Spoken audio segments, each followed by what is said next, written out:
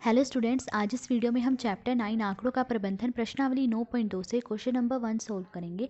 तो question number 1 देखिए, 5 गांव में पशुओं की कुल संख्या इस प्रकार है। तो यहाँ ये 5 गांव दिए गए हैं A, B, C, D और E, और दिया गया है कि गांव A में कुल 80 पशु हैं, गांव बी में कुल 120 पशु हैं, गांव सी में कुल 90 पशु हैं। तो इस तरह से पशुओं की संख्या को यहाँ दिया गया है। फिर लिखा है कि संकेत का प्रयोग करके जो 10 पशुओं को निरूपित करता है, इन पशुओं का एक चित्रालेख बनाइए। तो यहाँ पर दिया गया है कि ये जो संकेत आप देख रहे हैं, ये संकेत 10 पशुओं को दर्शाता है, यानी 10 पशुओं को दर्शाने के लिए इस संकेत का प्रयोग किया जाता है। तो हमें क्या करना है, हमें इन पशुओं की संख्या को इस संकेत का प्रयोग करते हुए चित्रालेख में दर्शाना है। तो हमें एक चित्रालेख बनाना है। तो अब हम एक चित्रालेख बनाएंगे पहले। तो देखिए, यहाँ पर हमने इस तरह से एक चित्रालेख बनाना है। यहाँ तो गांव लिखेंगे, ये जो 5 गांव हैं उनके नाम यहाँ लिखेंगे, फिर यहाँ पशुओं की संख्या, और ये भी लिखना है यहाँ पर कि एक संकेत बराबर है 10 पशु के, कि 10 पशु को दर्शाने के लिए हम इस एक संकेत का प्रयोग करेंगे। तो अब हम ये देखेंगे कि गाँव ए के लिए हमें ऐसे कितने संकेत बनाने होंगे। तो अब देखिए, गाँव ए में कितने पशु हैं, गाँव ए में कुल 80 पशु हैं, ठीक है। तो अब देखिए, इन 80 पशुओं को दर्शाने के लिए हमें कितने संकेत का प्रयोग करना होगा। देखिए, 10 पशु को दर्शाने के लिए हम एक संकेत का प्रयोग कर रहे हैं, तो 80 पशुओं को दर्शाने के लिए कितने संकेतों का प्रयोग करेंगे। हम 80 को 10 से भाग दे देंगे, तो 10 से भाग देंगे, 0 से 0 कट गया, क्या आया 8। तो 80 पशुओं को दर्शाने के लिए हमें ऐसे 8 संकेत बनाने होंगे।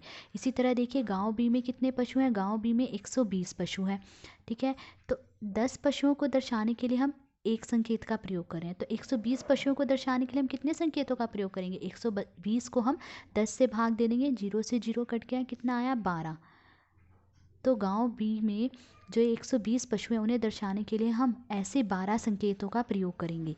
तो गांव ए के लिए हम ऐसे कितने संकेतों का प्रयोग कर रहे हैं, 8 संकेतों का।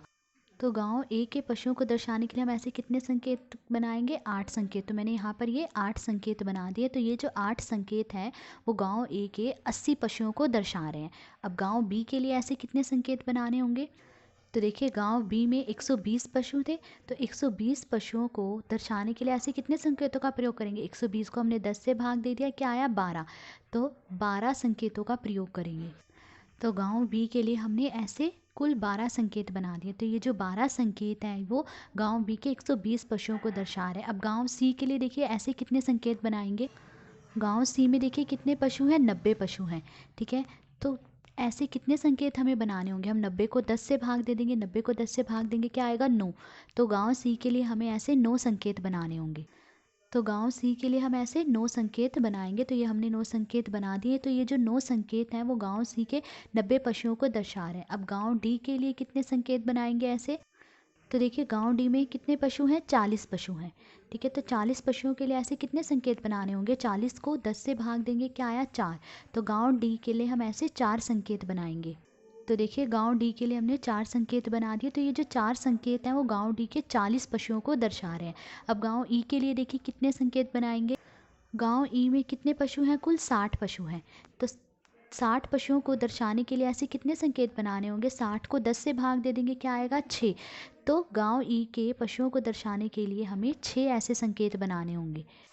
तो देखिए, गांव ई के पशुओं को दर्शाने के लिए हमने ऐसे 6 संकेत बना दिए। तो ये जो 6 संकेत हैं वो गांव ई के 60 पशुओं को दर्शा रहे हैं। तो उन्होंने चित्रालेख बनाने को कहा था, तो हमने चित्रालेख बना दिया। अब उन्होंने कुछ क्वेश्चन पूछे, उसके आंसर देंगे।